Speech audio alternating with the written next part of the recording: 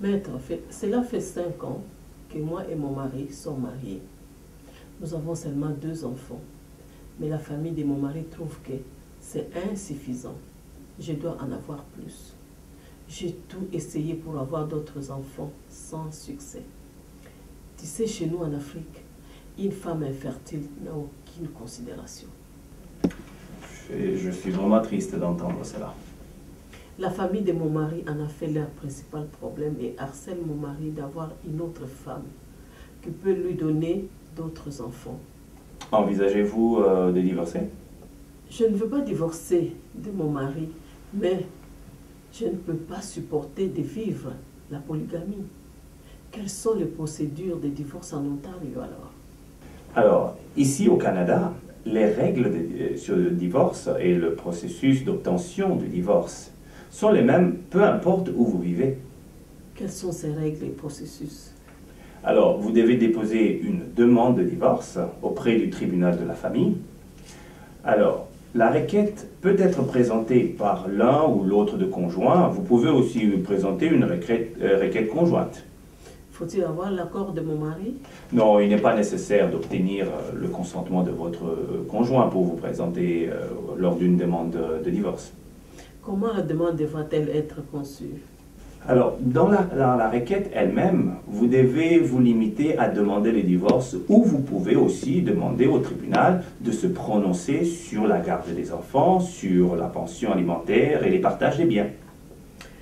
Faudra-t-il y ajouter le motif du divorce? Oui, il faut prouver qu'il y a eu échec de mariage. Et de quelle façon peut-on prouver cela?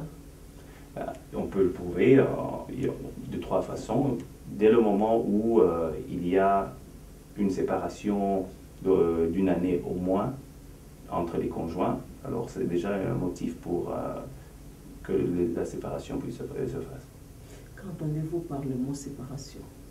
Alors on peut vivre séparément dans la même maison dès le moment où on cesse de se comporter comme si on était marié.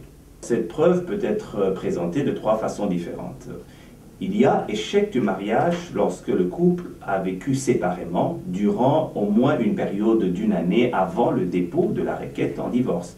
Voilà la preuve qui est la plus couramment fournie. Doit-on prouver que le conjoint est responsable de l'échec du mariage?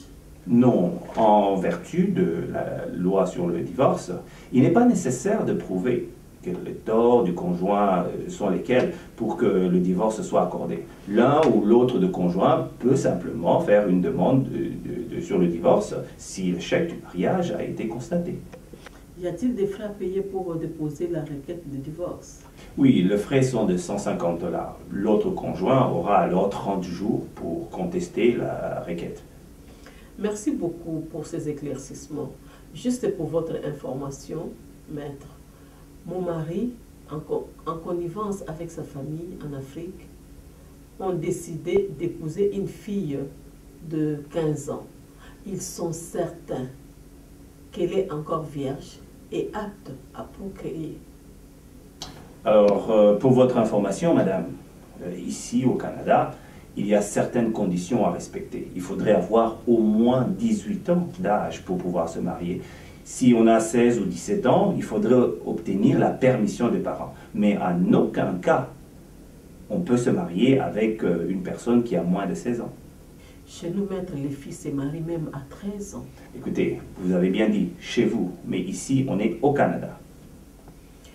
Maître, je voudrais aussi préciser que la jeune que la famille veut marier à mon mari est sa demi-sœur.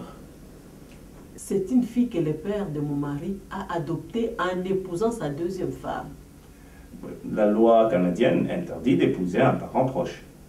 Ils n'ont aucun lien de sang, maître. Ça n'a aucune importance car, selon la loi, l'adoption est considérée comme un lien de parenté étroit.